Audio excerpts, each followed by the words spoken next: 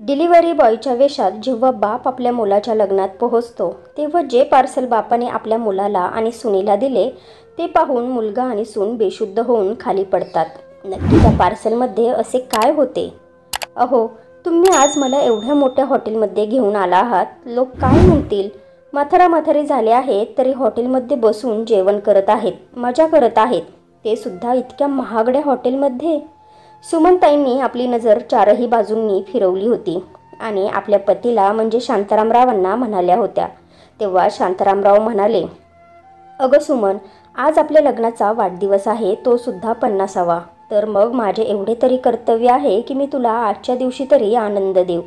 आपले तरुणपण तर आईवडिलांच्या सेवेत आणि त्यांच्या आजारपणात गेले, तेव्हा पैसे खर्च झाले आणि तुला मूलबाळ होत नव्हते म्हणून हॉस्पिटलच्या वाऱ्या करून करून तेव्हासुद्धा सर्व पैसे खर्च झाले.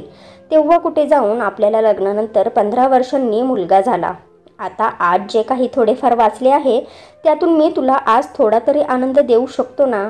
आता आपला मुलगासुद्धा मोठा झाला आहे, तर मग आपल्याला कोणत्या गोष्टींची चिंता आहे? तो सुद्धा नवीन बिझनेस सुरू करणार आहे आणि मी तर रिटायर झालो आहे. आता म्हातारपण आरामात निघून जाईल. त्यावेळेस शांतारामरावांनी आपल्या पत्नीला सरप्राईज देण्यासाठी एक केक ऑर्डर केला आणि तो केक कट करून सगळ्या वेटर लोकांना वाटतात आणि सगळ्यांना म्हणतात की आज आमच्या लग्नाचा वाढदिवस आहे. सुमनताईंच्या चेहऱ्यावर तर लज्जेने लाली पसरली होती आणि त्या म्हणाल्या, सोडा हो, हे सगळं काय आहे आणि आता खूप झाले, घरी जाऊया.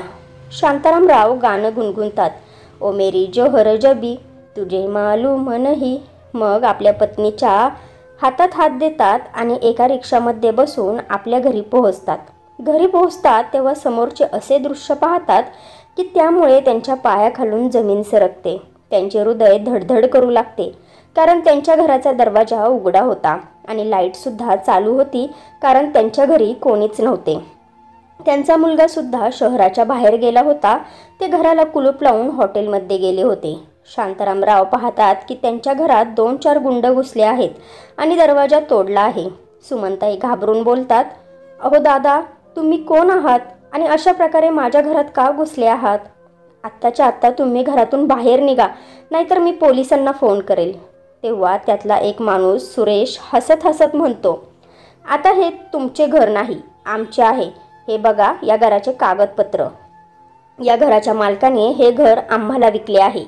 तेव्हा शांताराम म्हणतात, अरे काहीही काय बोलत आहात तुम्ही? मी कधी तुम्हाला घर विकले? तुम्ही लोक खोटं का बोलत आहे? आणि हे सगळं काय लावले आहे? माझे घर, माझे घर, हे आमचे घर आहे. तेव्हा तो सुरेश म्हणतो, आम्ही गुंड नाही, माझे नाव सुरेश आहे आणि हे घर तुमच्या मुलाने आम्हाला विकले आहे. हे बघा घराचे कागदपत्र, त्यावर माझी सही आहे. पूर्ण 50 लाख रुपये त्याला दिले आहेत. मग या घरातून आता तुम्ही दोघेही बाहेर निघा. ते लोक शांतारामराव आणि सुमनताईंना धक्के देऊन बाहेर काढतात. शांतारामराव आणि सुमनताईंच्या डोळ्यातून अश्रू वाहू लागतात की हे काय चालले आहे. त्यांना तर काहीच समजत नव्हते की आता काय करावे आणि त्यांचा मुलगा या माणसाला कधी घर विकून निघून गेला. आता या वेळेला कुठे जायचे? तेव्हा शांतारामराव त्या सुरेशला म्हणतात, ऐका ना, या घराच्या एका खोलीत आम्हाला जागा द्या. मग तुम्ही आमच्याकडून कसलेही काम करून घ्या, पण आम्ही इथून कुठे जाऊ? आता तर खूप रात्र झाली आहे. तेव्हा तो सुरेश म्हणाला, आम्ही काही इथे वृद्धाश्रम खोलून बसलो नाही की गरिबांना, म्हाताऱ्यांना फुकटात माझ्या घरात राहून देऊ. माझेसुद्धा कुटुंब आहे आणि मला इथे एक मोठं हॉटेल बनवायचे आहे. त्यामुळे तुम्ही आत्ताच्या आत्ता इथून निघून जा आणि तुमच्या मुलाने जे तुमच्यासोबत केले त्याबद्दल मला माहिती नाही, पण सध्या तरी मला माझे घर खाली पाहिजे. असे बोलून तो सुरेश त्यांच्या घरातले सर्व सामान बाहेर फेकून द्यायला लागतो. शांतारामराव आतमध्ये जातात आणि आत जाऊन आपल्या कपाटातले लॉकर खोलतात. तेव्हा ते लॉकर एकदम रिकामे असते. कसलेही सोनं, चांदी किंवा पैसे नव्हते. सगळं काही त्यांच्या मुलाने लुटून नेले होते. रिकामे लॉकर पाहून शांतारामराव ढसाढसा रडू लागतात. म्हणतात, सुमन, आपण लुटलो ग. मुलाने आपल्याला कोणते दिवस दाखवले आणि आता तो कुठे आहे हेच आपल्याला माहिती नाही. अरे, तो तर आपली फसवणूक करून पळून गेला. त्याने मुलगा होण्याचे काय कर्तव्य निभावले आहे सुमन, पाहतेस ना? आपल्याला भिकारी बनवले ग. त्याने आपल्याला तोंड दाखवण्याच्या लायकीचे सोडले नाही. तेव्हा सुमनताई शांतारामरावांच्या खांद्यावर हात ठेवतात आणि म्हणतात, असे बोलू नका, सगळं काही ठीक होईल. सुमनताई तर आपल्या पतीला दिलासा देत होत्या, पण खरं तर त्यासुद्धा आतमधून कोलमडून गेल्या होत्या. दोघेही आपली बॅग उचलतात, घराच्या अंगणात बसतात आणि विचार करतात की आता कुठे जायचे. रात्र खूपच झाली होती. दोघेही आपल्या घराच्या दरवाजाजवळ बसले आणि सकाळ होताच विचार केला की कदाचित घराच्या मालकाला म्हणजे सुरेशला आपल्यावर दया येईल आणि तो आपल्याला आपल्या घरात राहून देईल. परंतु सुरेशने काही माणसांना पाठवून त्या दोघांना तिथूनही हाकलवून लावले. दोघेही विचार करू लागले की आता कुठे जायचे. सुमनताई म्हणाल्या, अहो, या शहरात तर आपले कोणीच नाही की आपण त्यांच्या घरी जावे. आता काय करायचं हो? तेव्हा शांतारामराव म्हणतात, सुमन, तू चिंता करू नकोस. आपल्याला नक्कीच कोणाचा तरी आधार मिळेल. सुमन, या शहरात माझा फक्त एकच मित्र आहे. कदाचित तो आपल्या या पडत्या काळात आपली मदत करेल. चला आपण त्याच्या घरी जाऊयात. दोघेही पती पत्नी शांतारामरावांच्या मित्राच्या घरी म्हणजे दीनानाथ रावांच्या घरी पोहोचतात. दरवाजा वाजवतात तेव्हा त्यांचा मुलगा दरवाजा उघडतो आणि म्हणतो की बोला, तुम्हाला कोणाला भेटायचे आहे? घराच्या आतमधून खूपच रडण्याचा ओरडण्याचा आवाज येत होता. रडण्याचा आवाज ऐकून शांतारामराव खूपच घाबरतात आणि त्या मुलाला म्हणतात, दीनानाथ कुठे आहे बाळा? आम्हाला दीनानाथला भेटायचे आहे. तेव्हा तो मुलगा रडत म्हणतो, अंकल, बाबा आता या जगात नाही राहिले. आत्ताच त्यांचा जीव गेला बघा. आम्ही आता थोड्या वेळात त्यांच्यावर अंतिम संस्कार करण्यासाठी जाणार आहोत. हे ऐकताच शांतारामराव रडू लागले आणि लगेचच आतमध्ये जाऊन आपल्या मित्राच्या मृतदेहाला मिठी मारून रडू लागले. म्हणाले, अरे मित्रा, तू सुद्धा निघून गेलास का रे? तू तर नेहमी म्हणायचा की तुला गरज लागेल तेव्हा मी उभा आहे, पण आज तर तू उठत सुद्धा नाहीस. हे बघ ना, मी इथे आलो आहे. शेवटी दीनानाथ रावांवर अंतिम संस्कार करण्यात आले. अंत्यसंस्काराचे विधी पूर्ण झाल्यानंतर शांतारामराव आणि सुमनताई जेव्हा त्यांच्या घरून परत जाण्यासाठी निघाले तेव्हा दीनानाथ रावांचा मुलगा सोहम म्हणाला, काका, तुम्हाला कोणती अडचण आहे का? तेव्हा शांतारामराव म्हणाले, नाही रे बाळा, आम्हाला कोणतीच अडचण नाही. दोघेही पती पत्नी त्या घरातून परत जायला निघतात. तेव्हा सोहम पुन्हा म्हणतो, ऐका ना काका, तुम्ही मला तुमच्या मुलाप्रमाणे समजा. आता बाबा नाही राहिले, पण तरीही तुम्हाला या घरात तेवढाच हक्क आहे जेवढा या अगोदर होता. सांगा काका, तुम्हाला कोणती अडचण आहे? मला तुमचा मुलगा समजा.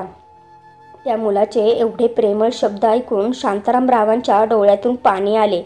म्हणाले, बाळा, मी इथे दीनानाथकडे काही मदत मागण्यासाठी आलो होतो. माझ्या मुलाने परस्पर माझे घर विकले आणि पळून गेला.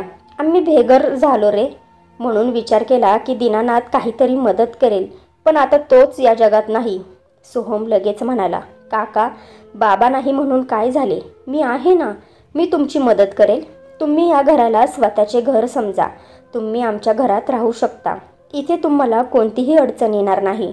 सोहमचे बोलणे ऐकून शांतारामराव म्हणाले, माझ्या पोटच्या मुलाने आम्हाला बेघर केले, पण तू ज्या आपुलकीने बोललास तेच खूप आहे. फक्त राहण्यासाठी छत मिळाले तर बाकी आमच्या पोटापाण्याची व्यवस्था मी करेल. तेव्हा सोहम म्हणाला, काका, तुम्ही एका बाजूला मला मुलगा म्हणत आहात आणि दुसऱ्या बाजूला परके करत आहात. मागच्या बाजूला गेस्ट रूम रिकामी आहे, तुम्ही तिथे राहू शकता.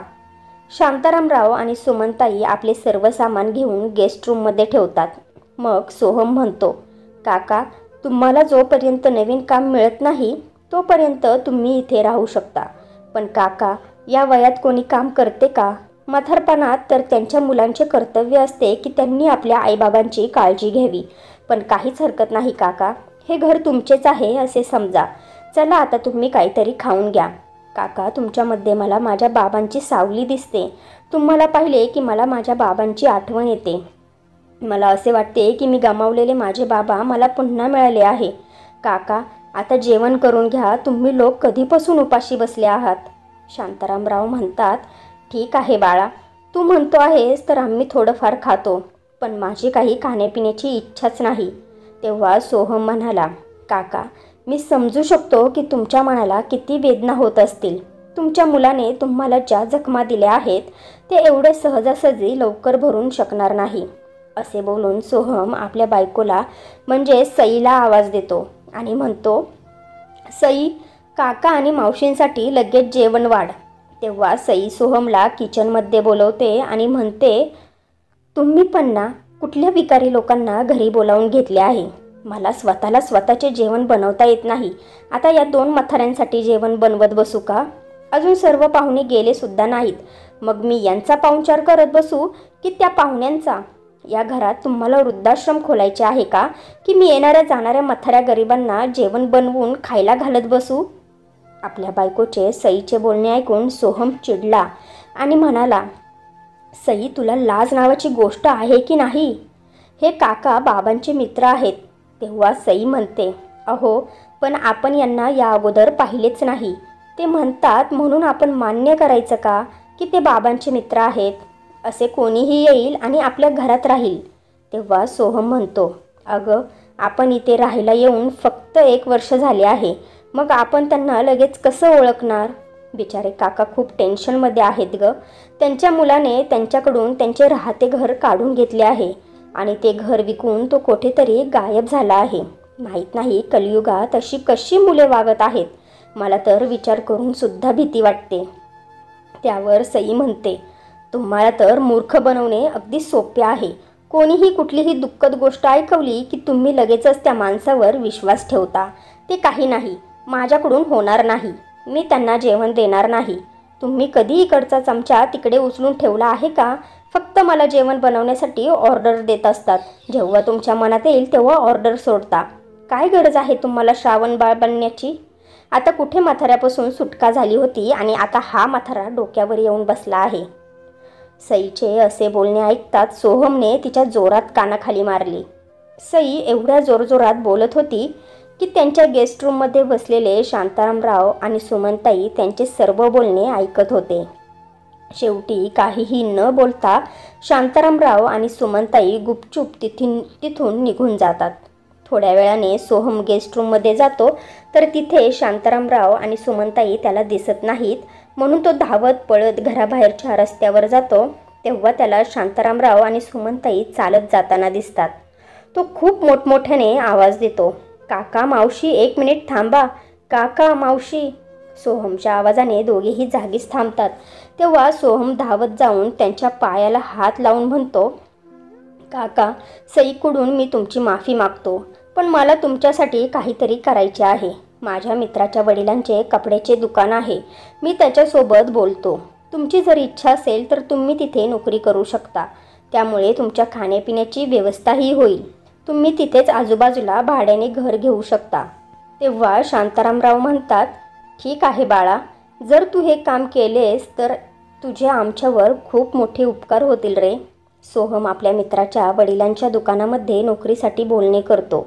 त्यानंतर शांतारामरावांना म्हणतो, काका, दुकान शहरापासून थोडे दूर आहे. तुम्हाला काही प्रॉब्लेम तर नाही ना?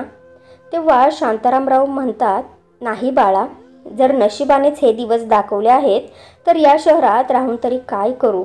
आता तर या शहरात राहण्याचे मन सुद्धा करत नाही. सोहम त्यांना त्या दुकानाचा पत्ता देतो आणि शेवटी शांतारामरावांना त्या कपड्याच्या दुकानामध्ये काम मिळते. खूप मेहनत आणि प्रामाणिकपणे काम करून ते सर्व ग्राहकांचे मन जिंकू लागतात. जो कोणी ग्राहक दुकानात येईल त्याला मोठ्या प्रेमाने ते वेगवेगळ्या प्रकारचे कपडे दाखवत असायचे.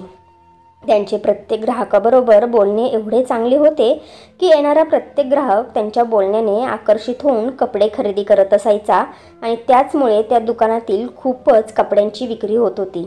त्यामागचे कारणही तसेच होते. शांतारामराव एक चांगले शिक्षक होते. ते आपल्या शाळेतील मुलांना एवढ्या प्रेमाने आणि चांगल्या प्रकारे प्रत्येक गोष्ट समजावून सांगत असायचे की मुले पटकन त्यांनी शिकवलेली गोष्ट आत्मसात करायचे. तीच त्यांची समजवण्याची पद्धत आणि कामामध्ये असणारा प्रामाणिकपणा आजसुद्धा उपयोगाला येत होता. त्यामुळेच कपड्याच्या दुकानांमध्ये विक्री वाढली होती. दुकानातील नफा वाढल्याने दुकानाचे मालक श्रीधरराव शांतारामरावांवर खूपच खुश होतात. सुमनताई घरातील सर्व कामे लवकर आवरून जेव्हा त्या शांतारामरावांसाठी जेवणाचा डबा घेऊन जायच्या तेव्हा सुमनताई सुद्धा दुकानामध्ये कपडे विकण्याचे काम करत असायच्या. त्या आपल्या नवऱ्याच्या कामामध्ये त्यांना मदत करत असत आणि अशा प्रकारे शांतारामरावांचे आयुष्य पुन्हा एकदा रुळावर आले होते. असेच दिवसांमागून दिवस जात होते.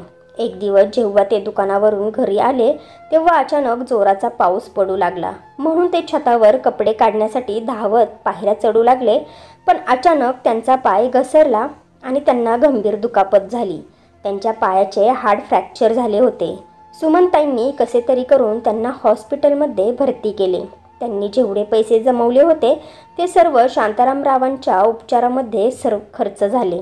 आता मात्र त्यांना 2 वेळेचे जेवण मिळणे सुद्धा अवघड झाले होते. सुमनताई देवाला प्रार्थना करू लागल्या. म्हणाल्या, हे भगवंता, आता हे कोणते नवीन संकट उभे केले आहे? आम्ही असे कोणते पाप केले होते जे आम्हाला या जन्मात या वयात भोगावे लागत आहे? आम्ही खूप प्रयत्न करून स्वतःला सांभाळण्याचा प्रयत्न करत होतो, पण आज पुन्हा त्याच जागेवर आलो. तेवढ्यात त्यांचा दरवाजा कोणीतरी वाजवला. सुमनताईंनी दरवाजा उघडला तर समोर घरमालक उभा होता.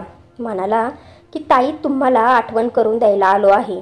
घराचे भाडे 2 महिन्यांपासून थकले आहे. कृपा करून माझे भाडे मला द्या. तेव्हा सुमनताई म्हणतात, दादा, आम्हाला काही दिवसांची मुदत द्या. यांच्या आजारपणामध्ये सर्व पैसे खर्च झाले आहेत. पण तो घरमालक सुमनताईंचे काहीच ऐकत नाही. म्हणतो की जर तुम्ही 2 दिवसांच्या आत घराचे भाडे दिले नाही तर आम्ही तुमचे सामान घराबाहेर काढू. शांतारामराव अंथरुणावर पडून आपले लाचार आयुष्य जगताना रडत होते. म्हणायचे की बिचारी सुमन एकटी काय काय सांभाळेल? तिला कोणाचाही आधार नाही. पैसे नसतील तर कोणतेच काम होणार नाही.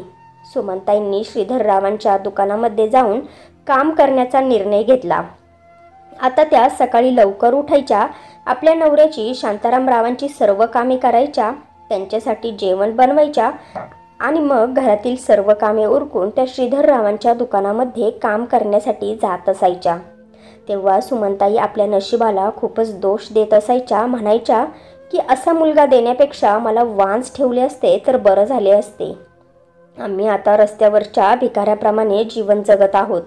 पुन्हा संध्याकाळी घरी आल्यानंतर दिवसभराची भांडी घासून त्या जेवण बनवत असायच्या. या वयात आणि बाहेरचे दोन्ही सांभाळताना सुमनताईंची खूपच दमछाक होत होती. पण या गोष्टीची नाराजी कधीच त्यांनी आपल्या चेहऱ्यावर आणली नाही. कारण त्यांना माहिती होते की जर आपण आपल्या चेहऱ्यावर नाराजी दाखवली आणि ती नाराजी आपल्या नवऱ्याने पाहिली तर त्यांना खूपच दुःख होईल. सुमनताईंची धावपळ पाहून शांतारामरावांना त्यांची खूपच दया येत होती. ते मनातल्या मनात विचार करायचे, अगं सुमन, तुला म्हातारपणातही किती कामे करावी लागत आहे ग, आणि मी इथे पाय तोडून अंथरुणावर पडून आहे. मी तुझी काहीच मदत करू शकत नाही. लाचार झालो आहे ग मी. सुमनताईंनी श्रीधररावांकडून थोड्या पैशांची मदत घेतली आणि त्यातून घरमालकाला घराचे भाडे दिले. असेच दिवसांमागून दिवस जात होते. एक दिवस सुमनताई श्रीधररावांच्या कारागिरांना डिझाईन सांगत होत्या. सुमनताईंनी सांगितलेल्याप्रमाणे कारागिरांनी डिझायनर कपडे शिवले आणि ते डिझायनर कपडे ग्राहकांना खूपच आवडले. सुमनताईंचे जास्त शिक्षण झाले नव्हते, पण शिलाई मशीनचे काम आणि कपड्यांवर डिझाईन बनवणे ही त्यांची आवड होती. त्यांना डिझाईनचे जेवढे ज्ञान होते तेवढे ज्ञान ते त्या दुकानातील कारागिरांना देऊ लागल्या आणि कारागीरसुद्धा सुमनताईंनी सांगितल्याप्रमाणे डिझाईन बनवू लागले. सुमनताईंच्या डिझाईन आता ग्राहकांना खूपच आवडू लागल्या होत्या. त्यामुळे श्रीधररावांच्या दुकानातील कपड्यांची विक्री अधिक होऊ लागली होती. श्रीधररावांना खूप मोठमोठे कॉन्ट्रॅक्ट मिळू लागले होते. त्यामुळे श्रीधरराव हे सर्व पाहून खूपच खुश झाले. हळूहळू श्रीधररावांनी आपल्या दुकानातील कपडे ऑनलाईन पद्धतीने सुद्धा विकण्यास सुरुवात केली. श्रीधररावांनी कामाला एक मुलगा ठेवला जो घरोघरी जाऊन श्रीधररावांच्या दुकानातील कपड्यांची डिलिव्हरी करत असायचा. आता श्रीधर गारमेंट्सचे कपडे दुसऱ्या शहरात सुद्धा विकू लागले होते. श्रीधरराव आपल्या दुकानाची दिवसेंदिवस झालेली प्रगती पाहून खूपच खुश झाले होते. कारण एका छोट्याशा दुकानामधून त्यांनी आपल्या व्यवसायाला सुरुवात केली होती, पण आता त्या छोट्या दुकानाचे मोठे शोरूम कधी झाले ते त्यांना समजले नाही. त्यामुळे श्रीधररावांनी सुमनताईंचा पगार 10 पट केला. तर इकडे शांतारामराव सुद्धा हळूहळू आपल्या पायांवर उभे राहून चालू शकत होते. एक दिवस श्रीधररावांच्या दुकानामध्ये खूपच मोठी ऑर्डर आली होती. लग्नासाठी एका श्रीमंत घरातील सर्व व्यक्तींना डिझाईनचे कपडे बनवून घ्यायचे होते. त्या सर्व लोकांना अगदी वेळेत सर्व कपडे पोहोचवायचे होते. नवऱ्या मुलीसाठी घागरा आणि नवरदेवासाठी राजवाडी ड्रेस तसेच घरातील सर्व महिलांसाठी डिझायनर साड्या ऑर्डर करण्यात आल्या होत्या. सर्व कामे वेळेवर झाली होती आणि डिलिव्हरीसुद्धा झाली होती. फक्त नवरदेव मुलाचे कपडे देणे बाकी होते. आज नवरदेवाचे कपडे पाठवायचे होते, पण नेमका त्या दिवशी तो डिलिव्हरी बॉय वेळेवर येऊ शकला नाही, कारण त्याच्या घरी काहीतरी पर्सनल प्रॉब्लेम झाला होता. दुकान बंद करण्याची वेळ झाली होती, त्यामुळे दुसरी मुलंसुद्धा ज्याच्या त्याच्या घरी गेली होती. त्यामुळे आता दुकानाचे मालक श्रीधरराव खूपच विचारात पडले की आता दुकान बंद करण्याची वेळ होत आली आहे, परंतु नवऱ्या मुलाचे कपडे अजूनही पोचवले नाहीत. दुकानातील इतर कामगारसुद्धा हळूहळू आपल्या घरी निघून गेले आहेत. आता काय करायचे? तेव्हा श्रीधररावांना आठवले की त्यांच्या दुकानाजवळ शांतारामरावांचे आणि सुमनताईंचे घर आहे. तेव्हा श्रीधररावांनी शांतारामरावांना फोन करून दुकानात बोलावून घेतले आणि त्यांना म्हणाले की या हॉटेलवर नवऱ्या मुलाचे कपडे पोहोचवायचे आहेत. आज डिलिव्हरी बॉय आला नाही. जर तुम्हाला कोणतीही अडचण नसेल तर तुम्ही हे काम करू शकता का? तेव्हा शांतारामराव लगेच म्हणाले, मालक तुम्ही विचार करू नका, मीच हे कपडे पोहोचवेन आणि हा पत्ता तर इथून दूरसुद्धा नाही. शेवटी डिलिव्हरी बॉय बनून शांतारामराव जेव्हा पार्सल घेऊन त्या हॉटेलमध्ये पोहोचले जिथे लग्न होते, तेव्हा तेथील सर्व दृश्य पाहून त्यांच्या पायाखालची जमीन सरकली. अरे हे कोणाचे लग्न आहे? मी चुकीच्या पत्त्यावर तर आलो नाही ना? परंतु पत्ता तर बरोबर होता, पण समोर तर त्यांचा मुलगा सुमित उभा होता. आपल्या मुलाबरोबर नियती त्यांची अशी भेट घडवून देईल असा त्यांनी स्वप्नात सुद्धा विचार केला नव्हता. मुलाला पाहून त्यांचे तर पूर्ण जगच हादरून गेले. ते हसूसुद्धा शकत नव्हते की रडूसुद्धा शकत नव्हते. सुमित नोकरावर जनावरासारखा ओरडत होता की कसे लग्न होणार जोपर्यंत कपडे वेळेवर येत नाही? मी लग्नाला उभा तरी कसा राहू? तुम्हाला माहीत आहे ना मी कोणाचा जावई होणार आहे? डिलिव्हरी बॉय आला नाही तर तुम्ही जाऊन कपडे आणायचे होते. जर माझ्या सासऱ्यांकडे तुमची तक्रार केली ना तर तुमची नोकरी जाईल. तेव्हा एक नोकर म्हणाला, नाही नाही छोटे मालक, मी फोन करून विचारले आहे. तुमचे लग्नाचे कपडे आता येतच असतील, पण तुम्ही आमची तक्रार मोठ्या मालकांकडे करू नका. असे बोलत बोलत तो नोकर सुमितचे पाय धरून विनंती करू लागला. तेव्हा सुमितने आपल्या पायाने त्याला धक्का मारून तिथून पळून लावले. म्हणाला, चल हट इथून आणि माझ्यासाठी कॉफी घेऊन ये. माझा मूड अजून खराब करू नकोस. लग्न ज्या हॉटेलमध्ये होते तिथे नवरा आणि नवरी दोघेही होते. नवरदेव सुमित त्याच्या रूममध्ये होता तर नवरी तिच्या रूममध्ये तयार होत होती. शांतारामराव विचारात पडले की आता हा कोणत्या मुलीचे आयुष्य बर्बाद करण्यासाठी निघाला आहे माहीत नाही. या अगोदर स्वतःच्या आईबापाचे आयुष्य बर्बाद केले, आम्हाला रस्त्यावर आणले. आता कोणाचा नंबर आहे माहिती नाही. आता ही कपडे आणलीच आहे तर देऊनच जातो असा विचार करून ते आपल्या मुलासमोर गेले. आपल्या बाबांना समोर पाहताच सुमितला आश्चर्य किंवा भीती वाटली नाही. उलट तो स्वतःच्या बापावर रागावला आणि म्हणाला, अरे तुम्ही भिकारी बनून माझ्या लग्नात का आला आहात? निघा इथून. जर मालकांना आज समजले ना की तुमच्यासारख्या भिकाऱ्याचा मी मुलगा आहे जो घरोघरी जाऊन डिलिव्हरी पोहोचवण्याचे काम करतो, तर मालक माझे लग्न त्यांच्या मुलीबरोबर करून देणार नाहीत. निघा इथून आणि पुन्हा हे तुमचे काळे तोंड मला दाखवू नका. शांतारामराव शांतपणे माघारी फिरतात तेव्हा सुमित पुन्हा त्यांना आवाज देतो, ए म्हाताऱ्या थांब. हे लग्नाचे कपडे स्वतःच्या हाताने मला घाल आणि मग जा. शांतारामराव आपल्या हाताने स्वतःच्या मुलाला राजवाडी ड्रेस घालतात. तेव्हा पुन्हा सुमित म्हणतो, अरे वा, फिटिंग तर खूपच चांगली आहे. बर, समोरच माझे बूट पडले आहे, ते सुद्धा माझ्या पायात घाल आणि इथून निघून जा. शांतारामराव सुमितकडे मोठे डोळे करून पाहू लागतात. तेव्हा सुमित म्हणतो, माझ्याकडे असे डोळे मोठे करून का बघत आहेस? मी तुझा मुलगा नाही. तुझ्यासारख्या भिकारी बापाला त्याच वेळी सोडून दिले जेव्हा मी घर विकून पळून आलो. तिथे कॅमेरामन सुमितचे फोटो काढण्यासाठी उभा होता, परंतु तो सुद्धा सुमितकडे असे बोलणे ऐकून डोळे मोठे करून पाहत होता. तेव्हा सुमित त्या कॅमेरामनला म्हणाला, ए तू फोटो काढ, आमच्या बोलण्याकडे लक्ष देऊ नकोस. शांतारामराव सुमितला म्हणाले, तू माझे घर गहाण ठेवले होते आणि म्हणाला होतास की मी नवीन बिझनेस सुरू करत आहे, मला पैशांची गरज आहे. तू एवढं मोठं खोटं का बोललास आणि माझे घर विकलेस? तेव्हा सुमित ओरडून म्हणाला, अरे म्हाताऱ्या, मला तुझ्यासारखे गरिबीचे आयुष्य जगायचे नव्हते आणि रोजच पैशांसाठी मारामारी मला आवडत नाही. जर काम न करता, मेहनत न करता श्रीमंत होऊ शकतो तर मी काम का करू? खरं तर शांतारामराव त्यावेळी एका शाळेमध्ये शिक्षकाची नोकरी करत होते. त्यामुळे त्यांना मिळणाऱ्या पगारामध्ये ते खूपच संघर्षमय जीवन जगत होते.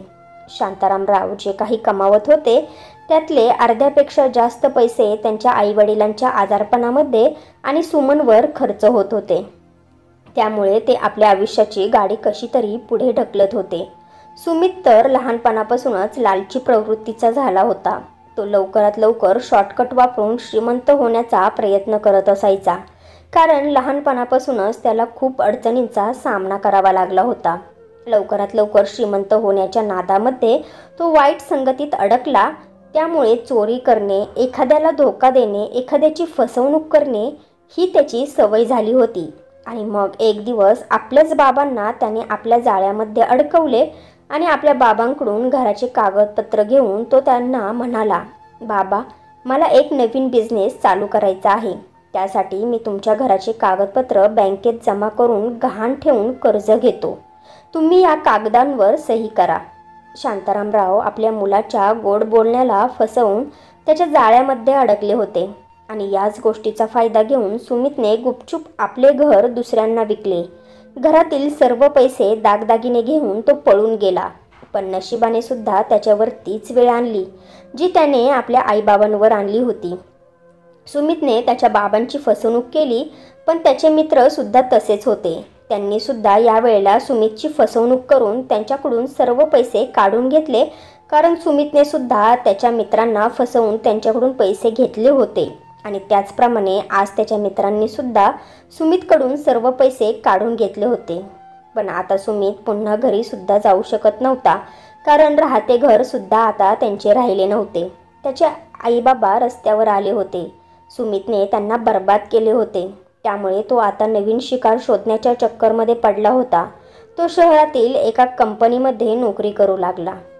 सुमित आपल्या बाबांवर ओरडतच म्हणाला, अरे म्हाताऱ्या, बूट घाल. शांतारामराव जेव्हा सुमितला बूट घालू लागले तेव्हा सुमितने मुद्दामून आपल्या बुटांवर कॉफी पाडली आणि पुन्हा म्हणाला, म्हाताऱ्या, तुला दिसत नाही का बूट खराब झाले आहेत? जा तिकडे कपडा पडला आहे तो घेऊन ये आणि माझे बूट साफ कर. शांतारामराव आपल्या मुलाची सर्व दादागिरी सहन करत होते, कारण त्यांना लग्नामध्ये कोणताही तमाशा करायचा नव्हता. ते शांतपणे आपल्या मुलाचे बूट साफ करण्यासाठी कपडा आणायला जातात. तर इकडे सुमनताई विचार करू लागतात की एवढी रात्र झाली आहे तर शांतारामराव अजून घरी आले नाहीत. त्या काळजीने मोठमोठी पावलं उचलून दुकानात पोहोचतात. तेव्हा त्यांना श्रीधरराव म्हणतात की ते नवरदेवाची कपडे डिलिव्हरी करण्यासाठी हॉटेलमध्ये गेले आहेत. सुमनताई सुद्धा काळजीने त्या हॉटेलवर पोहोचतात, कारण ते हॉटेल तिथून जास्त दूर नव्हते. सुमनताई जेव्हा तिथे पोहोचतात तेव्हा त्या पाहतात की नवरा मुलगा दुसरा कोणी नसून आपला मुलगा आहे. तेव्हा त्यांना सुद्धा खूप मोठा आश्चर्याचा धक्का बसतो. त्या विचार करतात की याचमुळे शांतारामराव घरी लवकर आले नाहीत, कारण सुमितचे लग्न होत आहे. त्या लगेचच शांतारामरावांकडे गेल्या आणि त्यांना म्हणाल्या, अहो, हे सर्व काय आहे? मला काहीच समजत नाही. तुम्ही अजूनपर्यंत इथेच थांबला आहात, ते सुद्धा या नालायक मुलाच्या लग्नासाठी? तेव्हा शांतारामराव म्हणाले, सुमन, बरं झालं तू आलीस. आता बघच तू, ज्या मुलाने आपल्या डोळ्यात पाणी आणले, ज्या मुलाने आपल्याला एवढे तडपवले, आज त्याला बघ कशी जन्माची अद्दल घडवतो. इकडे नवरी मुलगी स्मिता लग्नासाठी तयार होऊन नवरीच्या वेशात मंडपात पोहोचली. तेव्हा शांतारामराव कॅमेरामनला इशारा करतात. कॅमेरामन जो लग्नाच्या विधी आपल्या कॅमेरामध्ये कैद करत होता, त्याच कॅमेरामनने शांतारामराव आणि सुमित या दोघांमध्ये जे काही बोलणे झाले होते ते सर्व बोलणे त्याने त्याच्या कॅमेरामध्ये कैद करून ठेवले होते. आणि म्हणूनच सुमितचे सर्व सत्य सर्वांसमोर येणार होते. थोड्याच वेळात कॅमेरामन शांतारामराव आणि सुमितचा व्हिडिओ स्क्रीनवर दाखवण्यास सुरुवात करतो. यामध्ये सुमित कबूल करत होता की स्मिताला त्याने कसे आपल्या प्रेमाच्या जाळ्यात अडकवले आहे. सुमित म्हणत होता की एवढ्या काळ्या मुलीबरोबर कोणीही लग्न करण्यास तयार नव्हतं आणि मी सुद्धा तिच्यावर प्रेम वगैरे करत नाही, तरीही मी त्याच्यासोबत लग्न करणार आहे, कारण तिची संपत्ती मिळावी म्हणून. नाहीतर माझ्यासारखा एवढा हँडसम मुलगा तिच्यासारख्या मुलीकडे डुंकून सुद्धा पाहणार नाही. सुमित शांताराम रावांना म्हणत होता की स्मिता माझ्या मालकांची एकुलती एक मुलगी आहे आणि कंपनीची अर्धी मालकीण आहे. हा व्हिडिओ जेव्हा स्मिताने आणि तिच्या परिवाराने पाहिला, जेव्हा तिला ही गोष्ट कळाली की सुमित तिच्यावर प्रेम करत नाही, फक्त प्रेमाचे खोटे नाटक करत आहे, तिच्या संपत्तीवर कब्जा मिळवण्याचा तो फक्त प्रयत्न करत आहे, तेव्हा 7 फेरे पूर्ण करण्या अगोदरच स्मिता सुमितच्या जोरात कानाखाली मारते. तिचा बापही त्याला 2 कानाखाली मारतो आणि खूप काही ऐकवतो. तेव्हा सुमित हात जोडून स्मिताला म्हणतो, स्मिता, हे सर्व काही खोटे आहे. हा म्हातारा माझा बाप नाही, तो खोटे बोलत आहे. तेव्हा सर्व स्मिताच्या घरचे आणि पाहुणे त्याला मारहाण करू लागतात. त्यामुळे सुमितला चांगलाच घाम फुटतो. मग शांतारामराव पुढे येऊन स्मिताला म्हणतात, बाळा, फेरे घेण्या अगोदरच मी तुझ्या रूमकडे आलो होतो, कारण मला तुला सर्व काही सत्य सांगायचे होते. हा नालायक किती खालच्या पातळीला पोहोचला आहे हे सांगायचे होते. त्याने स्वतःच्या आईबापाला सुद्धा सोडले नाही, त्यांना रस्त्यावर काढले. मग तू तर कोण आहेस? फक्त पैसा पैसा आणि पैसाच याच्यासाठी सर्व काही आहे. मी तुझ्या रूमपर्यंत पोहोचण्या अगोदर तू मंडपात आली होतीस. तेव्हा सुमित जोरात म्हणतो, स्मिता, तू या म्हाताऱ्यावर विश्वास ठेवू नकोस. हा खोटे बोलत आहे, हा धोकेबाज आहे. मी तुझ्यावर खरे प्रेम करतो. मी तुला पूर्ण आयुष्य खुश ठेवेल. माझ्यावर विश्वास ठेव. तेव्हा स्मिता म्हणते, शांताराम सर कधीच खोटे बोलणार नाहीत. सर, कदाचित तुम्ही मला ओळखले नसेल. मी तुमची विद्यार्थिनी होते. तुमच्या प्रामाणिकपणाची चर्चा तर पूर्ण शाळेमध्ये होती. मी तुम्हाला पाहिले त्याच वेळी ओळखले होते. तुम्ही माझे ते शिक्षक आहात जे माझ्या खूप आवडीचे होते. तुम्ही शाळेत मला शिकवले. तुम्ही जे संस्कार दिले त्या संस्काराच्या जोरावरच मी आज एवढी मोठी उंची गाठू शकले आहे. मी माझ्या आयुष्यात स्वतःचे नाव मोठे केले आहे. सर, तुम्हाला आठवत नसेल, जेव्हा शाळेतील सर्व मुले मुली माझ्या रंगावरून मला चिडवत असायची, माझी चेष्टा मस्करी करत असायची, तेव्हा तुम्हीच मला शिकवले होते की खरी सुंदरता ही मनाची असते. तू तुझ्या मनाची सुंदरता एवढी वाढव की बाहेरील सुंदरता त्यापुढे फिकी पडायला हवी. शांतारामरावांना आता काही गोष्टी आठवायला लागल्या होत्या. शांतारामराव म्हणाले, माझ्या पोटच्या मुलाने दिलेले संस्कार लक्षात ठेवले नाही. तो मी दिलेले संस्कार विसरून गेला आणि त्याने माझी इज्जत मातीमोल केली. त्याने मला कुठेही तोंड दाखवण्याच्या लायकीचे ठेवले नाही. पण पोरी, तू माझे नाव काढलेस. एका शिक्षकाची इज्जत तू वाचवलीस. स्मिताच्या बाबांनीही शांतारामरावांचे आभार मानले. शांतारामरावांनी स्मिताला खूप आशीर्वाद दिले. मग तिथे उपस्थित सर्व लोकांची ते आपल्या मुलाकडून माफी मागू लागले. त्यानंतर स्मिताच्या बाबांनी पोलिसांना फोन करून सुमितला पोलिसांच्या हवाली केले. तेव्हा स्मिता सुमितला म्हणाली, सुमित, आता तू तुझ्या खऱ्या सासूरवाडीत जा आणि तिकडेच मधुचंद्राची रात्र जेलमध्येच साजरी कर. जेव्हा पोलीस सुमितला घेऊन जात होते तेव्हा तो शांतारामरावांसमोर हात जोडून माफी मागू लागला. बाबा, मी तुमच्या माफी मागण्याच्या लायक सुद्धा नाही, पण तरीही मी तुमची माफी मागत आहे. तुम्हाला शक्य असेल तर मला माफ करा. मी जे काही केले त्या सर्व गोष्टींचा मला आता पश्चाताप होत आहे. शांतारामरावांनी आणि सुमनताईंनी कधीच आपल्या मुलाला स्वतःच्या हृदयातून आणि डोक्यातून काढून टाकले होते. त्यामुळे ते काहीही न बोलता आपल्या घरी निघून आले. आता सुमनताईंना त्यांच्या कामात यश मिळू लागले. त्यांनी खूप प्रगती केली. शांतारामरावांनी आणि सुमनताईंनी आपल्या आयुष्यात खूपच पैसे कमावले होते. त्यांच्याकडे आता स्वतःचे घर होते, गाडी होती. या व्यतिरिक्त त्यांच्याकडे जे काही जास्तीचे पैसे शिल्लक राहत होते ते पैसे आता ते गरीब गरजू लोकांना मदत करण्यासाठी वापरू लागले होते. हाच त्यांच्या जीवनाचा उद्देश होता. कारण शांतारामराव कधी पैशांच्या मागे पळालेच नव्हते. कायम साधं जीवन ते जगत आले होते. मित्र आणि मैत्रिणींनो, तुम्हाला काय वाटते? असा नालायक मुलगा ज्याने स्वतःच्या आईवडिलांना रस्त्यावर आणले, त्याला माफ करायला हवे होते की नाही? मला कमेंट्स करून नक्की सांगा. तर फ्रेंड्स, तुम्हाला ही स्टोरी आवडली असेल तर व्हिडिओला लाईक करा आणि आपल्या नात्यांचा स्पर्श या चॅनेलला सबस्क्राईब करा आणि बेल आयकॉनवर क्लिक करून ऑलवर सेट करा, म्हणजे पुढची व्हिडिओ तुम्हाला लगेच मिळेल. धन्यवाद.